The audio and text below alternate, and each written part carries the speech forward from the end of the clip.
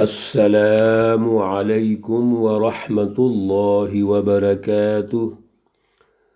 اعوذ باللہ من الشیطان الرجیم، بسم اللہ الرحمن الرحیم۔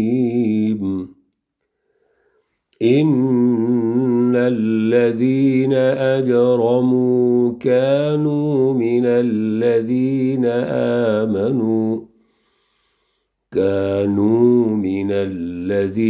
آمنوا يضحكون وإذا مروا بهم يتغامزون وإذا انقلبوا إلى أهلهم انقلبوا فكهين۔ صدق اللہ العلی العظیم۔ اللہم صلی علی سیدنا ومولانا محمد النبی الأمی وعلى آلہ واصحابہ وبارک وسلم وصلی علیہ۔ معزز سامعین و سامعات، پارہ نمبر 30 سورۃ المطففین، سورہ مقدسہ کی آج آخری آیات ہیں۔ آیت مقدسہ نمبر 29 تا 36 ہیں۔ اللہ رب العزت ان آیات کا فہم اور شعور عطا فرمائیں اور عمل کی توفیق اور صلاحیت عطا فرمائیں۔ میرے عزیزو، اللہ رب العزت کی رہنمائی پہ توجہ رکھیے، ہر لفظ اور نقطے پہ غور و فکر کیجئے۔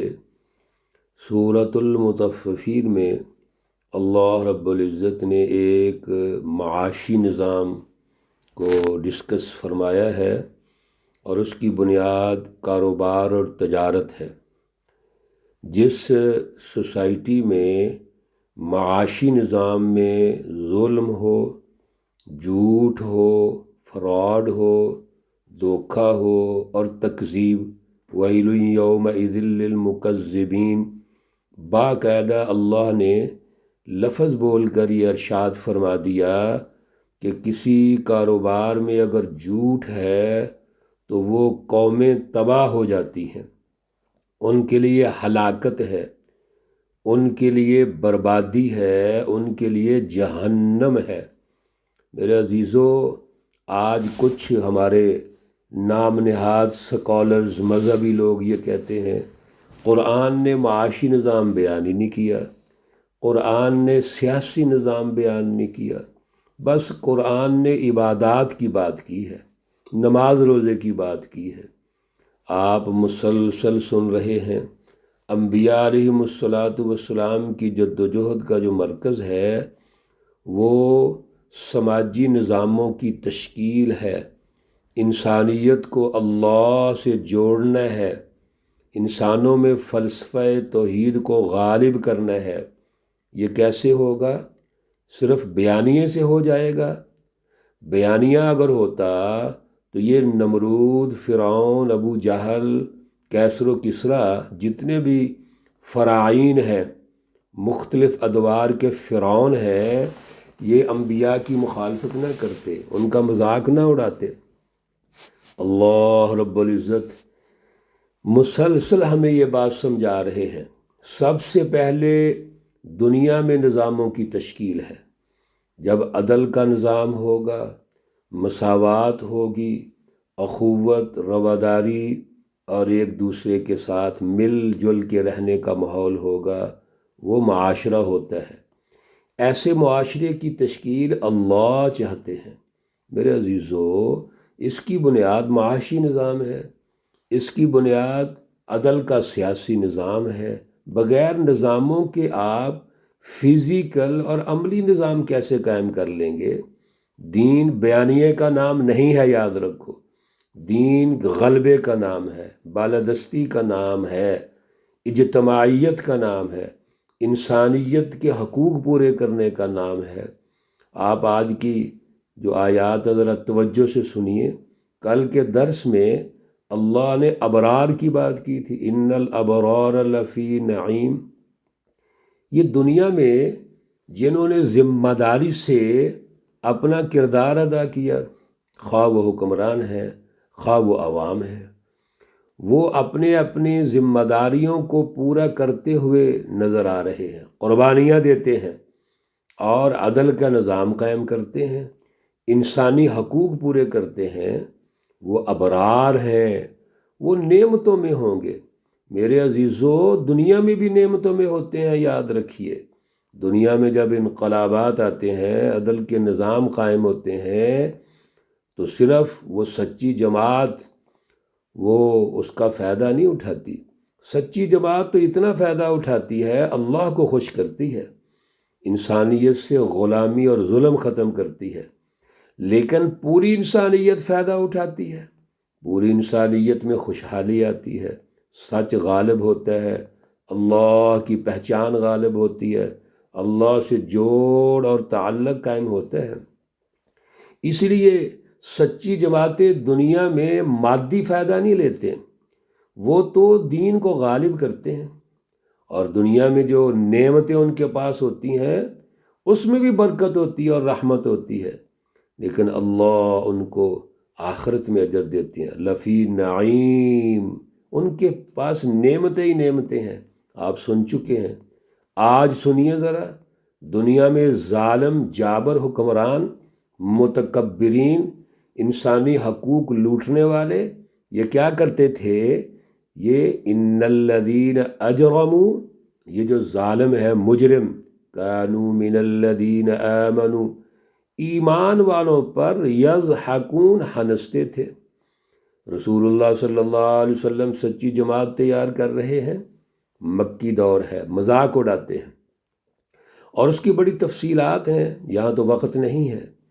پھر مذاق اڑانے کا انداز مزید اللہ ارشاد فرما رہے ہیں، وَإِذَا مَرُّوا بِهِمْ، جب ان کے پاس باہر نکلتے، ان کے پاس سے گزرتے، تو یتغامزون، آنکھوں میں باتیں کرتے۔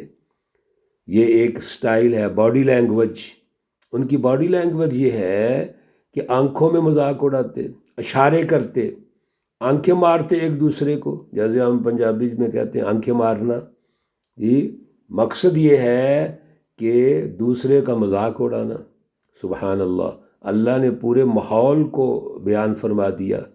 وَإِذَا انقلبوا إِلَىٰ أَهْلِهِمْ، اور جب پھر مومنوں سے، سچی جماعت سے ملتے اور آپس میں جمع ہوتے، اپنے مجلسوں میں جاتے، انقلبوا فَكِهِينَ، تو مختلف طریقوں سے باتیں بناتے، کوئی بات کوئی کر رہا ہے، کوئی کر رہا ہے، استغفر اللہ کو کہتا ہے یہ رسول صلی اللہ علیہ وسلم مجنون ہے، کوئی دیوانہ کہتا ہے، کوئی پاگل کہتا ہے، کوئی جادوگر کہتا ہے۔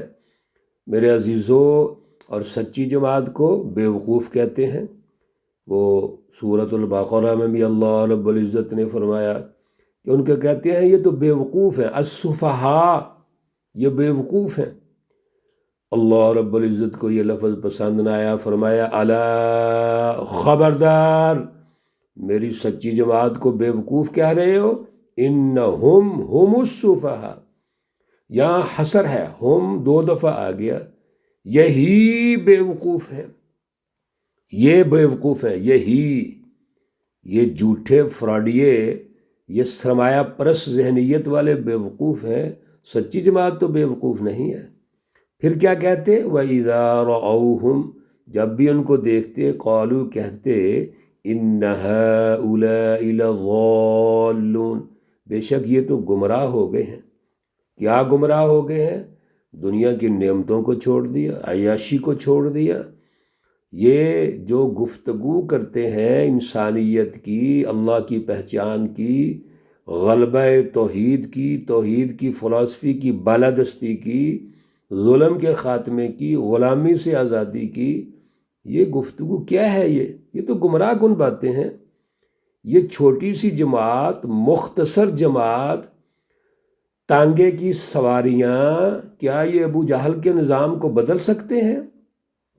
اللہ نے بڑی پیاری بات فرمائی، سنیے توجہ سے، وَمَا أُرْسِلُوا عَلَيْهِمْ حَافِظِينَ، اللہ کہتے ہیں ہم نے کوئی ان کو بھیجا ہے کہ وہ ان کی نگرانی کریں؟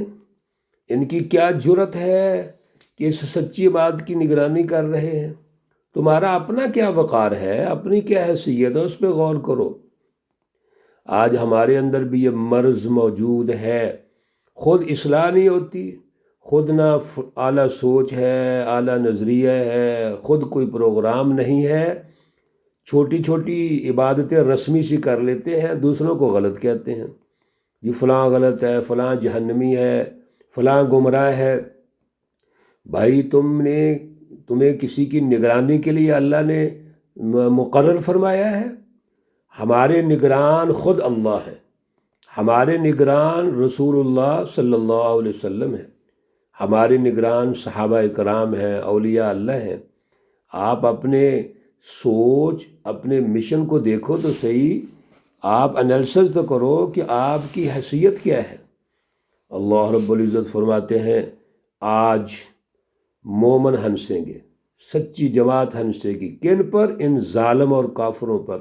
فَالْيَوْمَ، پس آج، الَّذِينَ آمَنُوا، جو سچی جماعت ہے، اعلیٰ نظریہ رکھنے والی، اعلیٰ پروگرام رکھنے والی، اللہ کے نظام کو غالب کرنے والی، من الکفار یضحکون، وہ آج کافروں پہ ہنسیں گے۔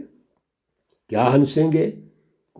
مذاق اس طرح تو نہیں اڑائیں گے، وہ تو بڑی چھوٹی سی ذہنیت ہوتی ہے، لیکن کفار جب خود، مجرمین جب خود اللہ کی گرفت میں ہوں گے تو ان کو ایسے لگے گا جیسے ہمارے اوپر ہنس رہے ہیں، وہ بھی تو ہنستے تھے، آج ان کو محسوس ہوگا۔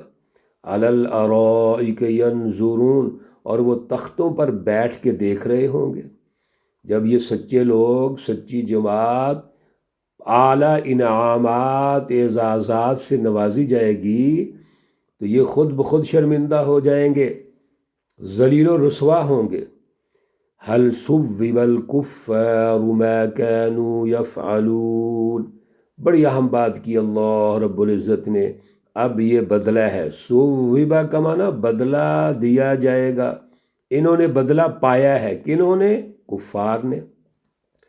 ثوبہ ثواب بدلے کو کہتے ہیں، یہ جو ہم لفظ بولتے ہیں جی ثواب ملے گا، جی بھائی ثواب تو اصل میں جو آپ نے عمل کیا ہے اس عمل کا جو نتیجہ ہے وہ ہے ثواب، تو ثواب الکفار بھی ہے اور ثواب المومنین بھی ہے، اس لیے ثواب لفظ تو عربی کا جس کا معنی بدلہ ہے۔ اب یہ بدلہ ہے کن کو ملا؟ کفار کو، ما کانوا یفعلون، جیسا کہ وہ کرتے تھے، انہوں نے دنیا میں ظلم کا نظام قائم کیا، انسانی حقوق سلب کیے، شرک، کفر اور نفاق کیا، اور اس پر باقاعدہ عملی نظام بنایا، انہوں نے اس کی بالادستی قائم کی، شیطانی جماعتوں کی بالادستی قائم کی، آج ان کو یہ بدلہ مل گیا ہے۔ میرے عزیزو، یاد رکھیے اللہ رب العزت مسلسل یہ ہمیں ہماری تربیت فرما رہے ہیں، ہمیں سمجھا رہے ہیں کہ جنت اور جہنم یہ بدلہ ہے کفار اور مومنین کا، اور عمل کہاں کرنا ہے؟ دنیا میں، مرنے کے بعد تو عمل نہیں ہونا، آج عمل کرنا ہے۔ آج بیٹھ کے جائزہ لو، ہر درس سن کر جائزہ لیجئے ہم کہاں کھڑے ہیں، آج ہماری سوچ کیا ہے، ہمارے خیالات کیا ہیں، ہمارے نظریات کیا ہیں، ہم کس نظام سے وابستہ ہیں؟ کیا اللہ کا نظام ہے یہ جس کی بالادستی ہے؟ صرف بیانیہ ہے اسلام کا، اور سسٹم سارے کا سارا کفر، شرک اور نفاق اور جھوٹ کا ہے، ظلم کا ہے۔ میرے عزیزو، کیسے کامیابیاں ہوں گی؟ اللہ رب العزت ہمیں اعلیٰ شعور عطا فرمائے۔ جب ہم یہ دعا کرتے ہیں تو آمین کہا کرو۔ آج اعلیٰ شعور، اعلیٰ فہم، اعلیٰ فکر اور اعلیٰ نظریے کی ضرورت ہے، اور پھر اللہ سے یہ دعا کرنی ہے کہ اس کے غلبے کے لیے ہمیں توفیق اور صلاحیت عطا فرمائے۔ اللہ رب العزت تمام بیماروں کو شفائے کاملہ عاجلہ مستمرہ عطا فرمائیں۔ اللہ رب العزت تمام مرحومین و مرحومات کو جنت الفردوس میں اعلیٰ مقام عطا فرمائیں۔